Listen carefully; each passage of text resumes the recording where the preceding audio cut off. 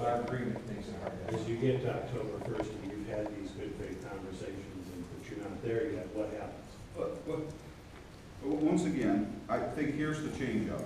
For the first time for this process, and probably one of the best things you can do is, instead of having the House having conversations here, the Senate having conversations here, the administration having conversations here, and not just, by the way, on severance tax, it's the whole tax direction that we want to go. That's what this commission's about. And so, for the first time, we're starting the clock on this. We're going to take the time to sit down with all the parties together at the table, start working on the solution. I think it'll come out with a different outcome because we've got really smart folks. We've got willing players that want to do it. Representative McLean and Representative Scheer, and Senator Paul, Senator Peterson, and Senator Faber and I, along with the administration, with the OBM director, part of this conversation.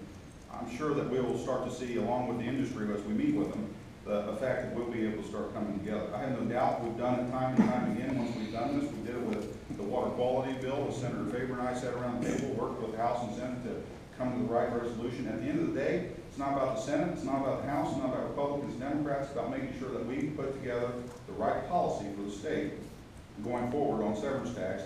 And then beyond that, the entire tax package for our entire state as we move forward. That's what the 2020 Tax Study Commission is about. That's what we're trying to do with severance tax underneath this tax commission. An important distinction, and I agree with what the speaker said. I think it's important to put this in the total context.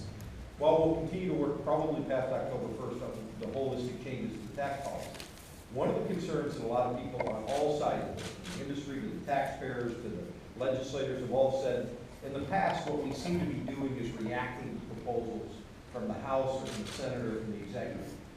What we want to do on the tax side of it, the severance is part of that, is to sit down in a room and make sure we understand the unintended consequences of where we're going so that we can agree on the outcomes.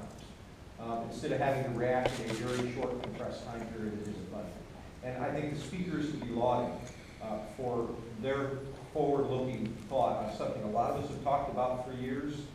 He has found a way to put it into practice, to look beyond a 2-year term. And I think this 2020 commission, particularly looking at tax policy, I think is a good measure. It's why we endorsed it and supported it in the Senate version. And I just want to give them credit for thinking and putting it in that process. I think it's the right way for us to continue this ongoing tax reform discussion. Is a hard deadline just to produce a task force report, or is it to pass legislation with the policy changes? It's to have a report. So when can we expect the policy changes to be made? October 2nd.